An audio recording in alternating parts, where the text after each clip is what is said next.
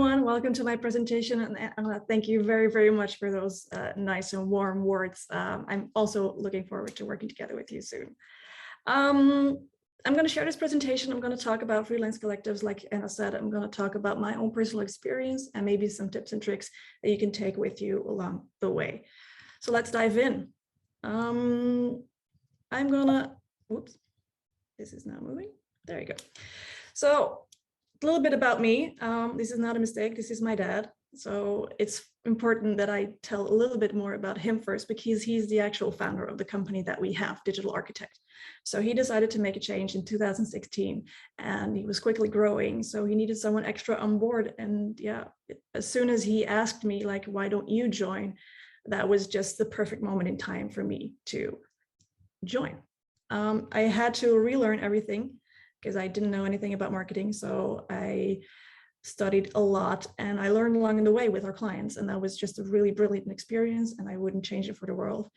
The combination of working with my dad and having the same shared values that we have on how marketing is an ecosystem and that everything is connected, that is just brilliant to work with. And we each have our own projects and we just do our thing. He's not my manager, he's not my boss, we're just on the same level. And the beauty is that I always have a sparring partner. There's always like, hey, I'm stuck on this, can you help me? And vice versa. And how do you think we should do it? How do you see it? And that is great, because I never had to start doing freelancing on my own, like so many of you have. So I always had a little bit of that buffer. So that was great to explore and, you know, just have that bit of a safety net. Now, we were doing a lot of things because marketing is an ecosystem, everything is connected. So we were doing graphic design and we were doing, you know, the Google ads and social media and stuff like that, which was great. But we quickly came to the realization that we were being bottlenecks and we couldn't do it all, and we couldn't keep up with everything in marketing. It's just too fastly moving. So we needed to make a change. And that quickly grew to a network of freelancers.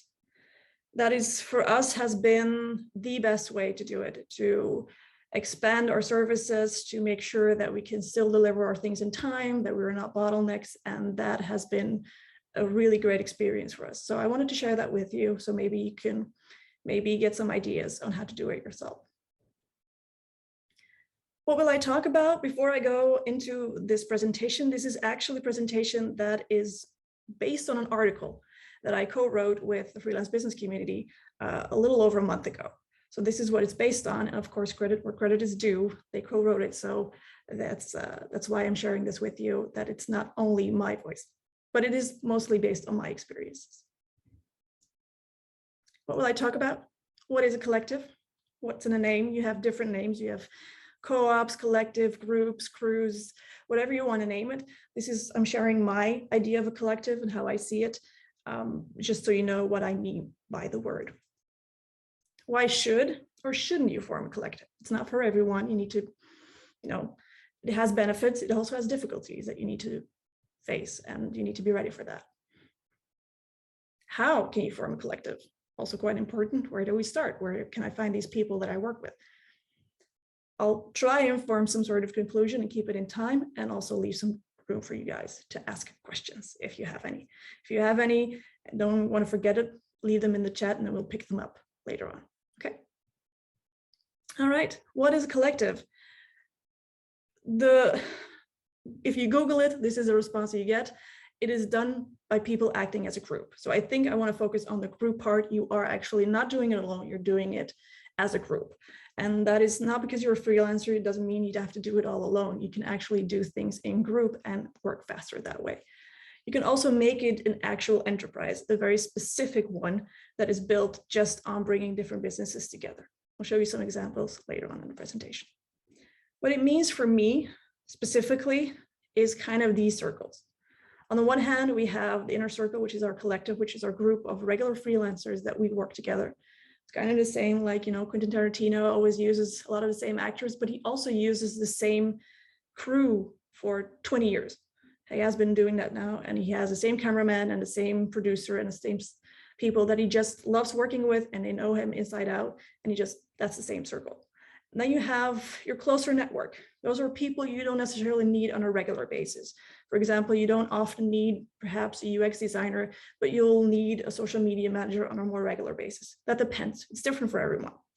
And then you'll have a more outside network, people you don't necessarily know, but these are known by people in your network, or you can just, from the communities that you're involved with, you can maybe ask a question, say, okay, I need this profile for 2 hours. Is anyone available? Something like that. So that's how I see it. You have these circles around you, people you can, talent you can tap into when you need it. Some examples that are out there in the market, there are probably more, but these are the ones that I found, and these are some of that I spoke personally. So CooperWorks is one that is specifically for IT people, and they kind of joined together because they didn't like the recruiting system for ITers. So they took matters into their own hands, and that's why they grouped together. You also have the House of Media, which is more on the audio-visual spectrum, and these are some really tight-knit group of people in that community. And they really go through fire for each other. So that's really nice. I spoke to the founder, Tom Van Houten, and it was really nice to see that camaraderie that exists in that company. The Customer Collective is a new one. This is actually a marketing collective based on the House of Marketing, which is well known, and their daughter company, Uptrust, and they're adding data to it, and other companies, of course, but that's why they can offer just a wider services. And this is actually one of the benefits of the collectives as well. You can just offer wider services to your clients. And this is Studio Wasabi. They're a freelance agency, which I think personally is going to be the future of agencies, to do it this way. So you don't have people on your payroll that you need to pay even though there is no job for them, or that you need a sales constantly getting in assignments for them. To have it freelance, it's more flexible. You can just combine the groups, and that's how they do it. They combine a group fit for that client specifically, and then another group for another client. So it's all custom, and it's freelance, and it's very flexible. Why form a collective? There are usually two reasons why you would do it. You will find people with the same skill set, maybe in a different niche or something that you can delegate to. If your schedule is full, if you're a copywriter, it might be nice to delegate your work to someone else. So you can still help your client and say, okay, I'm sorry, I'm not available right now, but here is someone else that is just as good that can help you right now. Or for example, if you're a copywriter and you're in a more technical niche, you can find someone who is more in the financial niche and complement each other. It's still the same field, same copywriting, but it's just in a different niche. So that is why you would form a little group around yourself. Second is the complementary skills. So for example, if you're a web designer, it might be nice to bring a UX designer on board so you can focus on the technical stuff and making sure that everything works, but the UX designer can make sure that all the buttons and things are in the right place. So those are nice, easy combinations that complement each other. That allows you to take on bigger projects. So it's not just you as a web developer, you can scale it that way. What are the benefits? Well, you will get more done faster. There are only 24 hours in a day. Unfortunately, there are 7 days in a week. And, on the one hand, there's a risk of burning yourself out. On the second, there is a risk of you being the constant bottleneck. If you get a task and there are 3 things that need to be done, or 3 different types of work that need to be done, you don't have to do it all yourself. You can delegate parts of it and then combine it again afterwards, and it gets done faster. I personally am not the best at delegating, full confession. But once I understood that I was the bottleneck, that things were not moving because they were always waiting for me, and I wanted to just keep it by myself because I always thought, I have it in my mind. It's too complicated to explain it, or it takes too much time to explain it because I just rather do it myself. You probably have heard these excuses before. It's not necessary. You will actually, and trust me when I say, you will actually save time. You don't have to do it yourself. And you will probably soon come to a point where you realize you can't do everything yourself. It's about letting go. You have to. I personally find that working with freelancers, just connecting with freelancers, you get so much inspiration and you learn so much from them. So if you work with other people, they will give you shared insights, or they will show you how they have done it. So you don't have to reinvent the wheel every time. You don't have to start from scratch. They can help you and you can tap into that wisdom, but it's up to you to ask. They probably won't give it to you. Like, some of you will, some of them will, and just happy to help you. But don't be afraid to ask them and say, okay, hey, I like what you're doing. How did you do it? Especially with the collective, I approached them, the House of Media and Studio Wasabi. I approached them and asked them, okay, how are you doing? And are there some tips and tricks that you can share with me? So go out there, connect with them, and ask if you have any questions. They're more than happy to share it. I have one freelancer that I work with, and they're in a different niche, and he has more experience than me, but he's just a phone call away, and vice versa. And he regularly calls me up, and I him where I say, hey, I'm stuck with something. Do you think this is a good idea? Or can you help me with that? Or can you, how do you think I should do it? And should I invest this and this and this? So those are great, because then we can bring our visions together, and usually we can get each other unstuck. And that is great. So have someone in your team like that you can spar with. Customer loyalty. This is very underestimated. The fact that you can help your client, and it doesn't necessarily be you, it can be a member of your collective, the more loyal they become, because you do save them a massive, massive amount of time and energy. So they don't have to look for someone else. If it's just someone that you can take off the shelf, which is a bit of a rude way, but sometimes it means just that they don't have to look for it, and you could be the one-stop shop for them. Whew, that is so invaluable.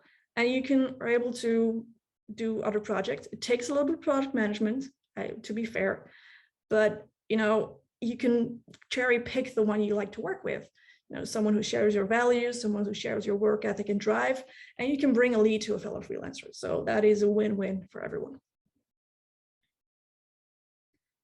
Also, this might be music to some ears. I don't like to do it. I don't like to do prospecting, but less sales and more leads, because the fact that you work together with someone on a regular basis, they know what you can do. So as soon as they get a question from their clients, they say, I'm not doing that, but I know someone that will. And that is such a more valuable lead that you can get, because there's social proof. They work with you. They know that, okay, this is a good relationship, that they will do a good job. So you will need to do less prospecting.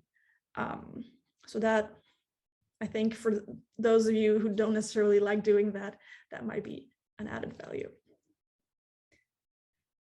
What I liked with my collective, which is a fixed graphic designer and a fixed social media manager, amongst other people, we have been able to create some sort of system and dynamic where we can replicate that for different clients, of course, customized to their specific needs, but in a way, it's roughly the same setup. So we can copy a lot of things, which makes it a lot more efficient.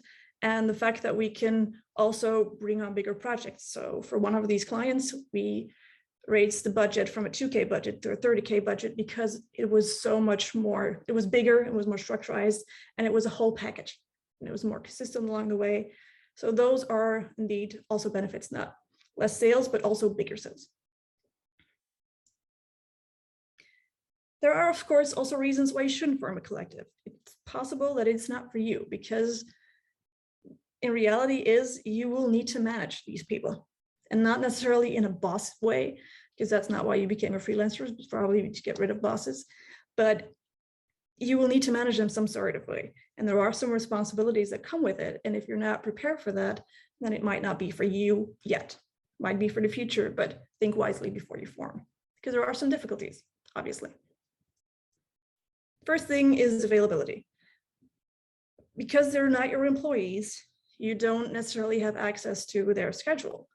And they probably also have their own projects and their own clients and own deadlines that they need to manage and work for. So it might be difficult to get those to overlap, and it might be difficult to reach some milestones and cause some frustration. That happens.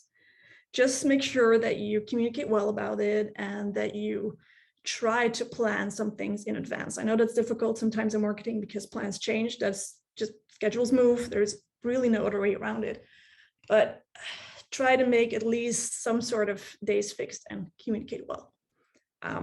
In my case, it was really easy to have the backup and be a backup for someone else, because we had one schedule, which was a launch of a product, and it moved so far up that it just moved right dab in the middle of someone's vacation. So she couldn't do it. But I was quickly able to take over, so she could go on holiday and be relaxed, and she could do that same for me, which is very valuable, because usually as a freelancer, if you don't do it, it doesn't get done. So if you go on holiday, it just waits there until you're back, and then you're already stressed out, and the first day you come back because it's still there. So that's also a little bit of an added advantage. You'll need a mix of tools and systems. And to be honest, there are a lot of out there. I think I tried 100 tools in general over my career already. And the problem is that each one has their limits and each one has their benefits. So finding the right fit for you is going to be a challenge. You need to find a consensus that everyone likes to work with, because you might be really happy with Trello or Asana or Monday, and that might be the holy grail for you, but someone else might be working with a different tool and love that. But you need to find some common ground on the tool that you'll be using, because if you force your specific tool on them and they don't like it, they will not use it, and then it will cause frustration. So you need to find something that works for both of you. It'll probably not be perfect, but something that works. Also, be prepared, because you're the owner of the collective. If it's your idea and vision, you will probably have to pay for all these licenses. So make sure to calculate that into your costs, because those licenses are often not cheap. And that's a bit the problem that I have, is that they're usually affordable for agencies who can put that in their costs, and they're less affordable for these smaller agencies that you create in a collective. So I hope that sometime changes, but beware of the costs. What I like to do, the combination that we now have that works for us, might work for you too, is we use Google Drive. We have a special account so we can have shared drives, and we can share that with our clients so they can put things on there. And we have, the graphic designer can put things on there that the social media manager needs to put on social media, of course, obviously. So everyone can put things on, access them, and that's really easy to do so. Then we have ClickUp as our project management tool, and it's really easy to customize that. For example, if you want to add tags, okay, we're posting that on this channel or that channel. You can assign tasks, you can do time registration. So a lot of things that comes with managing a collective are really easily done with ClickUp. And then Slack for communication. Like, hey, I have a question. Do you think how do you think? So those are for us the 3 tools that I would highlight to work with if you're trying to form a collective. Other difficulty, personalities. It takes a certain personality to become a freelancer, to make that jump and say, okay, I'm going all in and taking the risk. Those personalities usually have strong minds, strong wills, and strong personalities, which make it sometimes, I'm not saying it's always the case, a little bit more difficult to work with, because they are outspoken and they will share with you how they feel about things, which is fine, which I feel is the best way to communicate. But if you're not used to that, it might cause some frustration at the beginning. My tip to you is really try to find those like-minded people, the ones that share your values and know what they are in beforehand, and your work ethic and drive. Because what we did is we tried to form a collective with people who are like-minded, but they did not share the same drive. They did not work at the same speeds or didn't think it was that important. So that doesn't work in the end. It will cause friction. You will work at different speeds. And in the end, we had to conclude that it wasn't working. So we we reduced it to a smaller group, and that allowed us to make decisions faster. So sometimes personalities can be a tricky thing. How to start a collective? There's no one size fits all. You have kind of 3 ways of forming it, which is the more technical stuff, which easy one is they invoice you and you invoice the client. That's the easiest way. Take a little margin on that, and that's the easiest way. It's also the most risky way. because if your client doesn't pay you in time, you still have to pay your freelancers in time, or they will not stay for long. So, or if they do something wrong, there really isn't that much covered because nothing was written in contracts or stuff like that. So, but this is a great way to just start and try out and see if you can actually collaborate together in general. If you want to take it a little bit more serious, then you can have some legal team write up some freelance contracts for you. So every time you bring a freelancer on board, you can get a contract and just have them sign it. And it allows for some, official rules of the collaboration. Okay, if this happens, then this is what we're going to do. And this happens, this is what we're going to do. It just covers both parties a little bit more. And then you have the separate legal entity. How you're going to form that entity, it's up to you if you want to do shares or whatever. That's completely up to you, but it can also make things a little bit tricky. Kind of like a marriage, if you separate and nothing was written down correctly, then it's going to be a hassle to just disassemble everything again. So I've seen people who do it that way realize along the way that they weren't sharing the same speeds, and then it was a real hassle to get everything disconnected again. So think wisely how you're going to do it. For me, this is kind of the usual flow. Start with trying it out, then you can get more serious, and then you can take the final step. But that's my personal side. Of course, you need to find the right people. Otherwise, you can't start a collective. It's just you still. The only thing I can give you there is network. It really is the best way to find your wolf pack. Even if you don't like doing it, you need to go out there. And out there, it can be on different platforms, but it's the only way to do it. They will not come to you. Usually, they don't necessarily spontaneously come to you.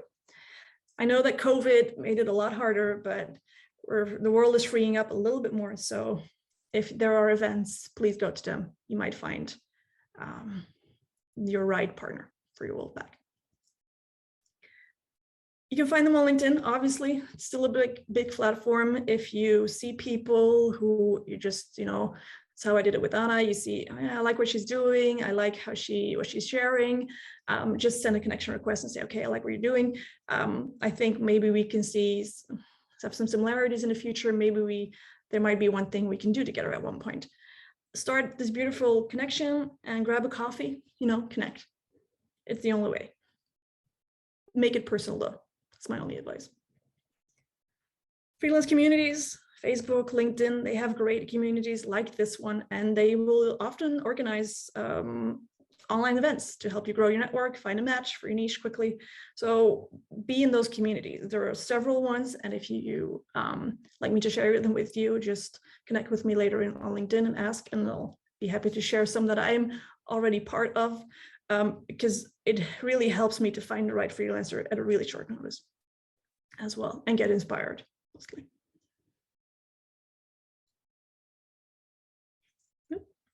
Third one isn't coming. There we go. And then it's network and business events. So yeah, that is one that is slowly coming together again. The world is opening up. They're not for everyone. Personally, they're not for me, but that's totally up to you. I don't like small talk, but these are still great events. There are still great times. Perhaps take someone along that you know already, maybe who's a little bit more chatty, you can introduce you. But it's still a great place to connect and find like-minded people. What I would suggest to do is do your research. Who is this person? Does the LinkedIn profile look reasonable? What have they done along the way? What are they commenting? What are they doing? Does that fit with your values? Are they very strong-minded on LinkedIn? And does that necessarily maybe rub you the wrong way? Do your research. Do they look like, like if they're marriage material, do they look like collective material? Don't stalk them, but do your research. Also, keep in mind, you have to have a solid case for yourself. You're going to bring someone in as a partner, like you would pitch your clients. You also have to pitch this freelancer to work with you. Why should they? Why should they work with you? And not just stay on their own? What's the added value for them as well? It's not just about you, it's also about them. And the third thing is you need to get personal. This is not something you can do over a Zoom call. You need to literally strap on your boots and go out, have a coffee, and longer than 10 minutes, have, get along lunch, share a walk, for example, get to know them more in depth, because you will go through ups and downs with these people, and they need to have your back if something goes wrong. And that only happens if you have this really good foundation of trust. So you need to get personal. In conclusion, I truly, honestly believe that collectives are the new agencies, because they're a lot more flexible and they're cheaper, to be honest, because this way you don't have to include the pay for someone who's not constantly working, or fancy offices or whatever. The world is open. We're worldwide. We can all work from home, or we can all work from wherever. So I truly believe these will be the new agencies. Sorry. Yes, can be risky. But I honestly believe that there is a lot to gain, not only financially. It's not even the most important factor, but you will also gain time, and you will also gain more inspiration, knowledge. Even though there are some difficulties, still a lot to gain. Do your homework, not only about yourself. What do you like, what you don't like? Who's your business? Where's your direction? Even if that changes over time, have at least a direction clear for you so you can pitch it to your potential partners, and research your potential partners as well. Don't take it for granted. Maybe get some references, see how they work together. Invest in your connections. Don't take them for granted. Don't leave them be, leave them hanging, and just contact them 2 years later when you need them. Take the time to learn about them as well. Don't be selfish, and like I said, don't only use them when you need them. That's not fair for everyone. And then the last thing is keep an open mind. It's not because that's usually if you're used to doing it by yourself, then you have your fixed ways, and it's really difficult to introduce someone else with that within that. But be open for their suggestions, because they might have really good ideas too. Even if it's still your business officially and they just work in it, that's not his. Be open to what they have to offer as well.